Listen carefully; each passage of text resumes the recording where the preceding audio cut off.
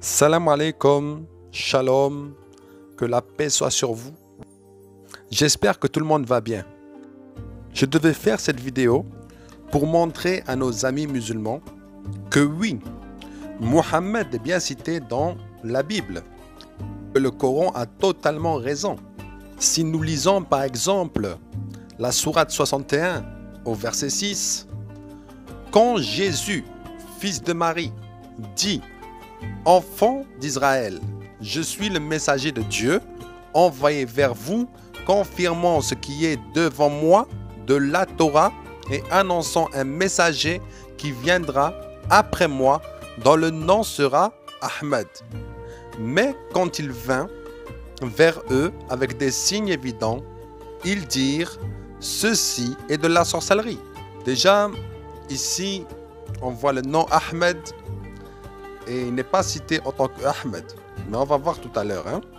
Aussi, dans la sourate 7, à la ayat 157, ceux qui suivent le messager, le prophète illettré, qu'ils trouvent écrit mentionné chez eux dans la Torah et l'Évangile, il leur ordonne le convenable, leur défend le blâmable, leur rend licite les bonnes choses, leur interdit les mauvaises et leur ôte le fardeau et les jougs qui étaient sur eux. Ceux qui croiront en lui le soutiendront, lui porteront secours et suivront la lumière descendue avec lui. Ceux-là seront les gagnants.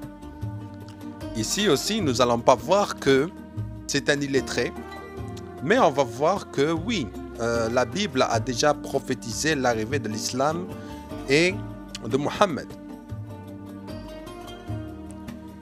Parce que depuis longtemps, on nous dit que Mohammed est cité dans la Bible et ils n'ont pas tort. Nous allons lire dans Romains, chapitre 10, au verset 2 à 4. Je lis au nom du Seigneur. Je leur rends le témoignage qu'ils ont du zèle pour Dieu, mais sans intelligence, ne connaissant pas la justice de Dieu et cherchant à établir leur propre justice, ils ne se sont pas soumis à la justice de Dieu, car Christ, donc Jésus-Christ, est la fin de la loi pour la justification de tous ceux qui croient. Waouh! Donc ici, ça veut dire qu'il n'y a plus aucune révélation nouvelle qui doit venir après Jésus-Christ, le sauveur de l'humanité. Alors Mohammed est cité en tant que quoi? Alors je vais commencer par lire et dire en quoi Mohammed est cité. Et il n'est pas le seul. Gardez-vous des faux prophètes. Ils viennent à vous en vêtements de brebis, mais au-dedans, ce sont des loups ravisseurs. Vous les reconnaîtrez à leurs fruits. Cueille-t-on des raisins sur des épines ou des figues sur des chardons?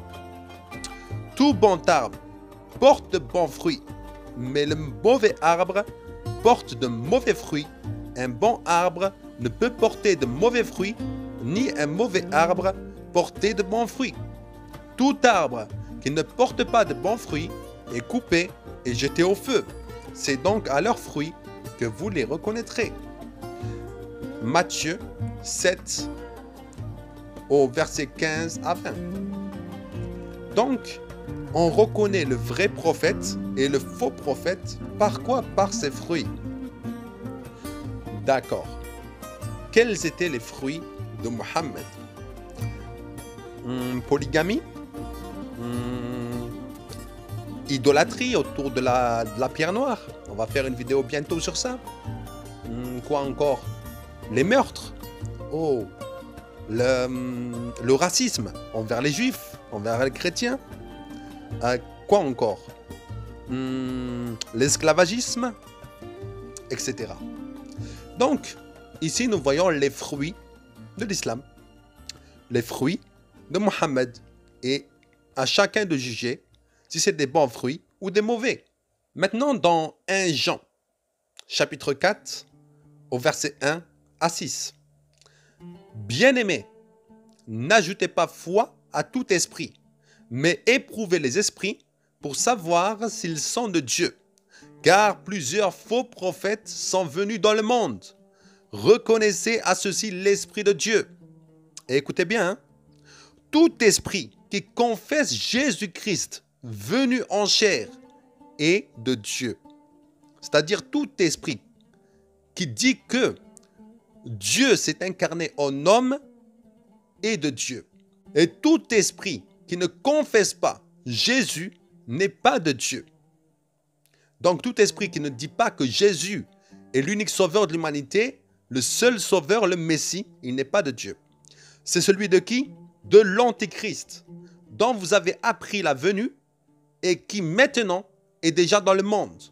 Vous, petits enfants, vous êtes de Dieu et vous les avez vaincus, parce que celui qui est en vous est plus grand que celui qui est dans le monde.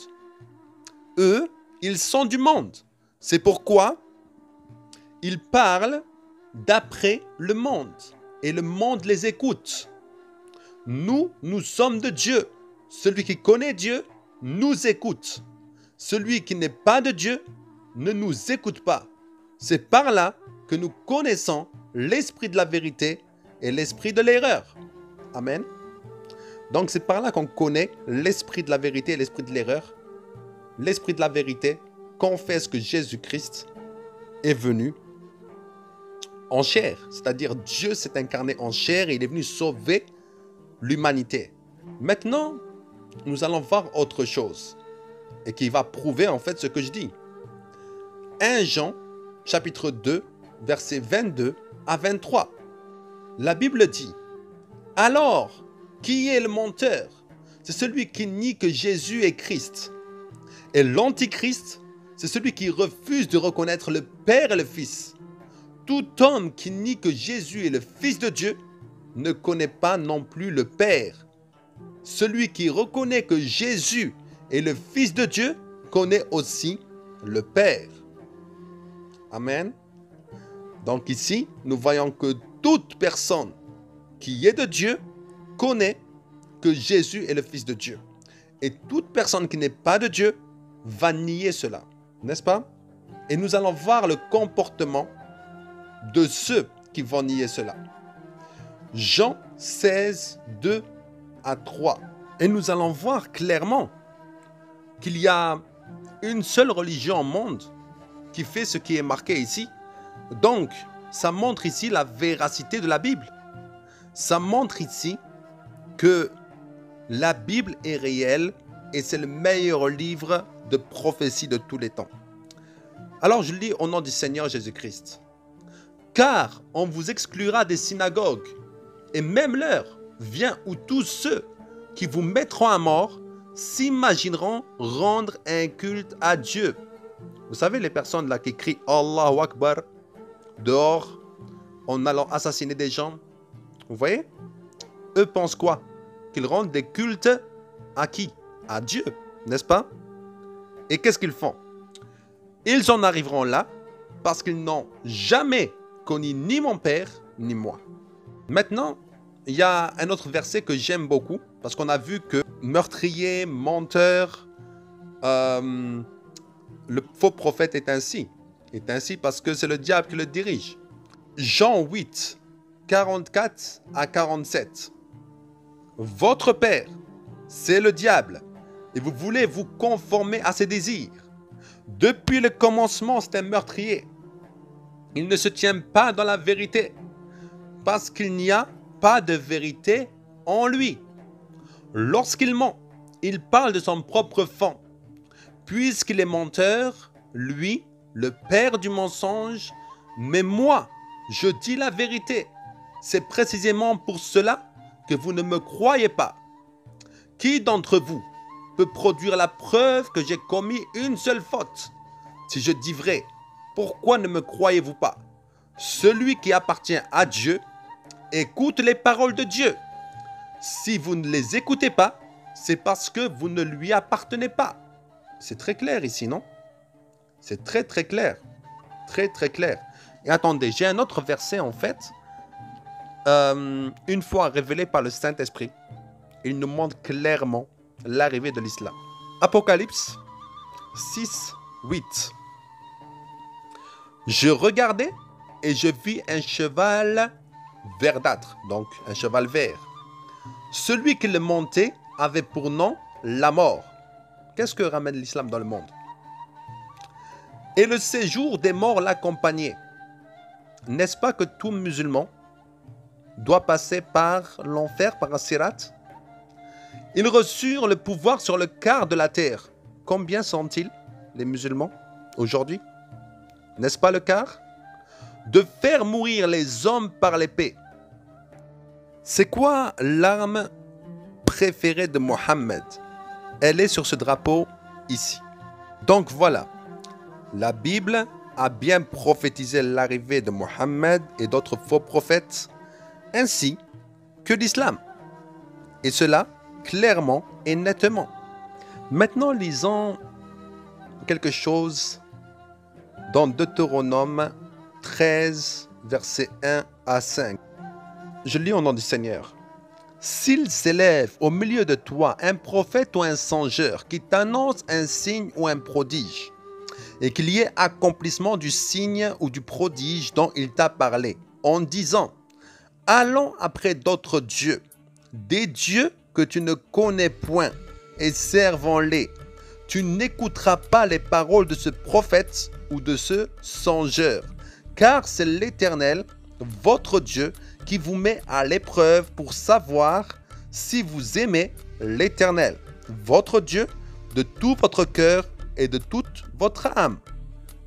Vous irez après l'Éternel, votre Dieu, et vous le craindrez. Vous observerez ses commandements, vous obéirez à sa voix, vous le servirez et vous vous attacherez à lui. Et maintenant, regardez ce qui va se passer pour ce prophète. Ce prophète ou ce songeur sera puni de mort, car il a parlé de révolte contre l'Éternel, votre Dieu, qui vous a fait sortir du pays d'Égypte et vous a délivré de la maison de servitude. Et il a voulu te détourner de la voie dans laquelle l'Éternel, ton Dieu, t'a ordonné de marcher. Tu ôteras ainsi le mal du milieu de toi. Je lis cela et je précise cela parce qu'il y a eu quelque chose de très important dans la vie de Mohammed qui a eu affaire à une juive justement. Et nous allons lire dans Sahih al-Bukhari 2617. Une juive offrit un mouton empoisonné au prophète et celui-ci consomma de sa chair. On conduisit cette juive devant le prophète et on lui demanda s'il fallait la mettre à mort. Non, répondit le prophète. Anas ajoute, j'ai depuis toujours détecté cet empoisonnement sur la luette de l'envoyé de Dieu. Waouh! Encore, Sahih Muslim 5430.